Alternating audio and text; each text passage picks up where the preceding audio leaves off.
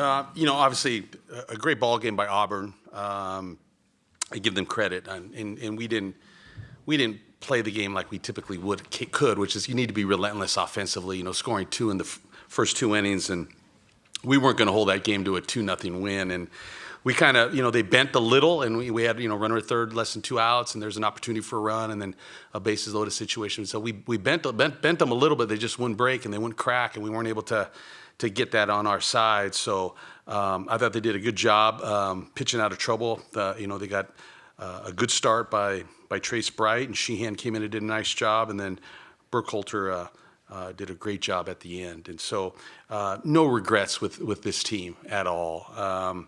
If there's someone going to be on the mound, we want it to be Quinn Matthews, who's there to decide the game. Drew Dowd did an outstanding job for us, just getting the game going for us and started, and then going to Quinn. I think I'd speak for the whole team. There's no one else we'd rather have on the mound, but we just got to get him in the right situation that the game is in his hands. And they got a big swing by the second baseman, the double, and yet our team won't relent and will continue to fight. And it hurts here at the end, and that's, I think, you see your team hurting when the game's over because the season's over and they don't get a chance to play with each other.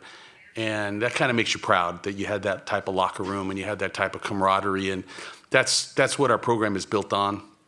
And I'm proud of these guys, and nothing will take away from what we've accomplished this year. And I mentioned to them in our huddle that, when time passes, no one's going to remember that, what the score was of any of our games or what our record here at Omaha was. I think what I will remember is I got a chance to go to the College World Series with the team that I love and spend about a week trying to play for the national championship. And along the way, we won the Pac-12 title, we won the Pac-12 tournament title, we won a regional, we won a super regional to earn the opportunity to come here. I don't think we could ask any more from our guys. And sometimes the game rewards you, or it falls in your lap. You're just going to play well and kind of get on a run. As I mentioned, like in '87, I think when we got here and won the title, we didn't play our best, but we hung around long enough and finally played really good baseball by the end. And sometimes you got to find a way to win and just kind of hang around, and then you'll play your best baseball at some point during the tournament. We were still battling to try to find that. But again, I'm so proud of this team and our program and our coaches, and there is no shame in our showing here at Omaha. And I love these guys, and that's the part that I'll remember. Okay, we'll have questions for the student athletes, and we'll start right here. Matt Tallarini with World Baseball Network. Drew, how did you feel today pitching with 6 strikeouts, 4 innings, and 3 hits allowed? What are your biggest upend with your mechanics coming into this offseason? Today, and to answer your first question, today I felt good. I was just attacking their hitters. I think the biggest thing was just command of all 3 of my pitches. I think we played great defense behind me, and I was able to, early on in the game, I was getting behind guys a little bit too much, but I'm able to come back in those counts. And I think in the off season, in terms of mechanically, just try to use more of my legs, add a few miles per hour to that fastball. And also just give myself a little bit of a break. I've been throwing a lot, so just those 2 things probably. And but overall, I felt good today. Okay, Joe. Joe Healy, Baseball America. Adam, you guys got to Bright a little bit early. Obviously, the 3rd, 4th, and 5th was a little bit of a different story. Did you see something different in the way he was attacking you guys that allowed him to settle in after those first 2 innings? Hats off to him. He was making good pitches, pounding the zone. I think it was just we weren't as relentless as we needed to be. It was more of an approach side. We kind of let up, got a little too comfortable when we should have, kept our foot on the gas a little bit. Aaron? Aaron, D1 Baseball, for both of you guys. When you kind of reflect back on this season that you guys had, and certainly the run, to get here, and the pack, both regular season and conference tournament. What's going to stick out in your minds the most? Adam, you start. We started Pac-12 1-5 and turned it all the way around and came here. I don't think anybody thought we were capable of doing that. And just like we believed in one another, and I know we played for each other. It's a lot of memories. I'm gonna miss this team a lot, man. Honestly, obviously the games or winning the Pac-12 was super sick and all that stuff, but I'm just going to miss being with these guys, being in the locker room, hanging out, cracking jokes, and all that stuff. Drew? Yeah, I think like what he said. I mean, on the field, obviously, I feel like we didn't get off to a great start and to get to where we are now. Even with being down 2 runs in the regional final against Texas State, this team just never gave up. We didn't care about what people thought or what kind of situation we were in. We were just going to give it our all. But like Adam said, I think the biggest thing that hurts right now is just the fact that I'm not going to be able to play with those guys and this team ever again. And yeah, it's a tough. That's really what hit me after the game. First thing wasn't, oh, we didn't win a national title. Oh, we could have beat Auburn today. It was more just, I'm not going to be able to play with these 26 other guys on the field right now, and that hurt.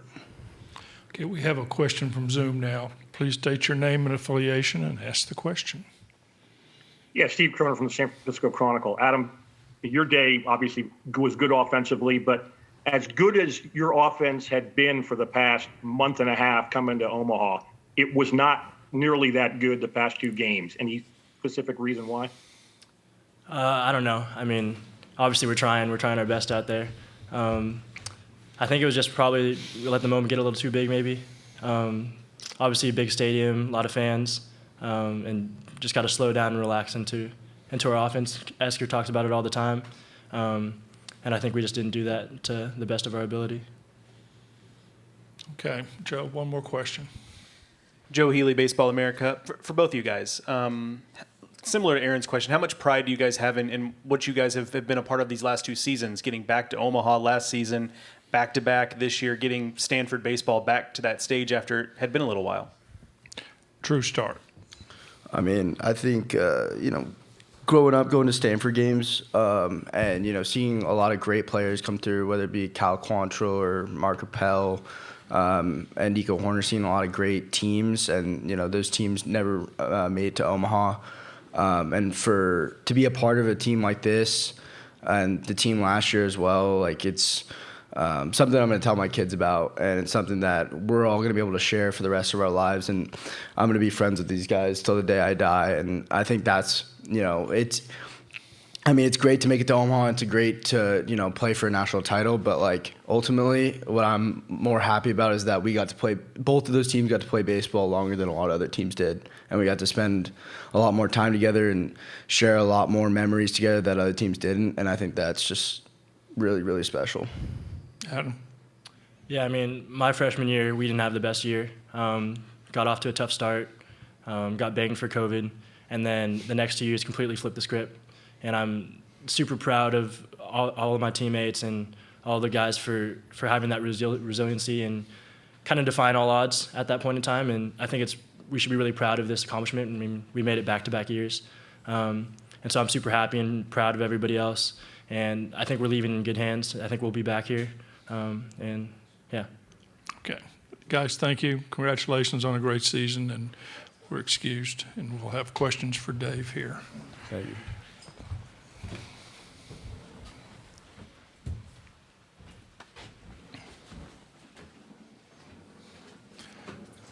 Okay. Mitch, you got one? Mitch Kutcher, CWS 247. Coach, when you look back at the time on the guys who just played their final game for Stanford and the time they spent here, what's going to stick out to you most when you look back in future years? God, I'm going to tell you just the memories, right? And we talked about playing for memories. I mean, whether it's the day we clinched the Pac-12 title, that feeling, the day we won the Pac-12 tournament title and those feelings of celebration, winning a regional, and pulling that out, just those memories and celebration those guys had, and then a super regional. I mean, that's a lot of positive and great memories that our team had. And, a couple of games in Omaha that don't turn out the way you'd like has no chance of overshadowing what this team has accomplished and our feelings about them. And, and probably behind the scenes, you pull back the curtain, being the number 2 ranked team and getting to Omaha. I think our coaches and we all take pride that everyone had that perception of us. But we almost feel like if we can do it with the pieces we had now, look out, we're in pretty good shape. Okay, Eric? Hey, Dave. Eric Sorensen of D1 Baseball. You kind of answered a little bit of it just now, but you're one of the most positive guys I know. So what's your positive spin on this? Like the state of the program now. You've been to 2 straight trips here to Omaha. What's it going to be the key moving forward, coming back again next year or in the years ahead? Yeah, you know what? I think continue. Obviously, you know, Coach Thomas Eager does a tremendous job recruiting. Does a tremendous job preparing our pitchers. You know, as our program continues to grow, and it's going to be just consistency of that, right? We're continuing to get good players and train them well, I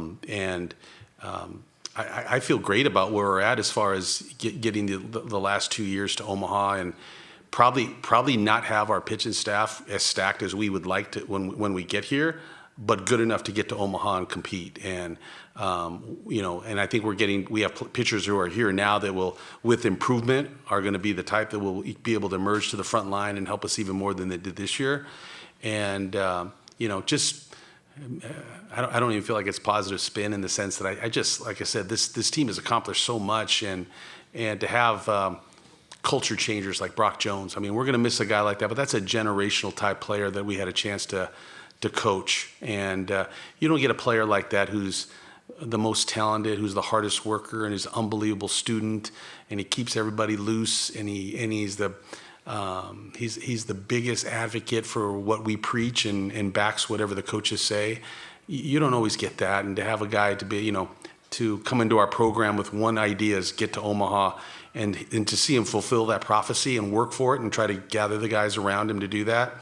You know, his imprint and mark will be on the program for as long as I'm there. And, you know, and that's when you know you have a strong program, is when people leave your program and the players and the coaches feel like, how are we going to replace that guy? Versus, thank God that guy's gone. It's going to be way better without him, right? You never want that guy. And so we have a lot of those, you know, depending on the Cody Huffs, who will probably have an opportunity to sign, and Alex Williams, just senior after senior. And I'll be honest, our program, to the point, is we have people who impact our program who don't even play. I mean, they're just energy and work ethic and positivity. They show up every day, and they make it impossible for the guys who get to play that they get to take a day off. Because if they're inputting the effort, the guys who represent them on the field, there's a little pressure for them to make sure that they can keep up with the guys who don't play. Okay, we got a Zoom call. Name and affiliation and question, please. Yeah, Steve Kroner from the San Francisco Chronicle. Dave, first, congrats on a great season. If you were going to use, I mean, you've probably touched on this in the last 10, 15 minutes, but if you were going to use 4 or 5 adjectives to describe the 2022 Stanford Cardinal, what would those adjectives be? God, well, one of the, and I don't even know if they're adjectives, and I should because I went to Stanford, but I'm going to give you 5 words that I'm going to remember, right? And one is just I talk about memories all the time, you know, and just the memories that we created with this group are some that I will never forget, right? And with people that I will never forget.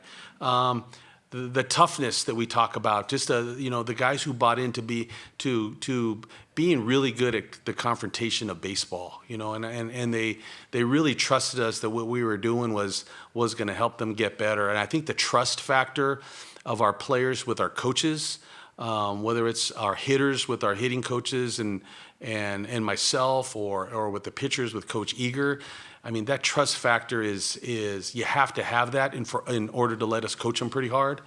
You know, I think the brotherhood, and I'm always going to say that, the brotherhood that our program has off the field, in the locker room, outside, off the baseball field, is something that it's been a focus of mine, that we need to have good people that will bond together and maybe have an understanding and empathy with each other, that they can be closer than just teammates.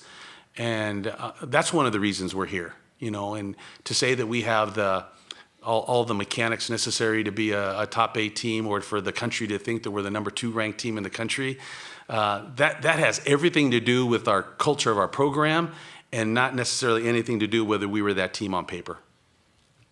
Okay, we have time for one more question back here. Jake McKeever, CWS 247. Coach, what was kind of the message today following the first loss? Because it seemed like the team kind of came out with a little bit more fire today. So what was the message?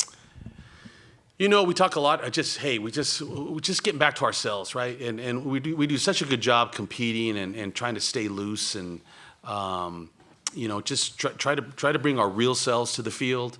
I thought Drew Dow did a great job allowing us to just come out there and try to get into the flow of the game. And they just won a couple of the bigger moments, right? They won a couple of the bigger moments. I think the runner at third, less than 2 outs, and infield in, and they get 2 of the best hitters in the country out.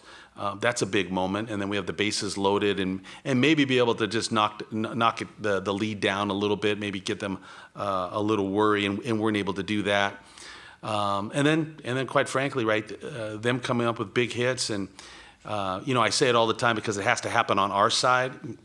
You can hope all the support players do all they can to help you, but sometimes your guy's got to beat their guy, right? I mean, it's just you can't escape it. Sometimes the best players on your team have to beat the best players on their team, and there's a couple of those moments, and they were able to come on top today, but again, nothing will take away from my positive feeling about our team and the season. There's not one thing that anyone could say, and it's probably out there, right?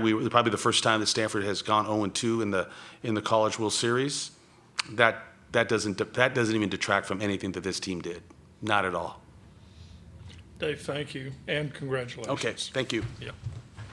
Thanks, Dave. All right, thanks, Eric.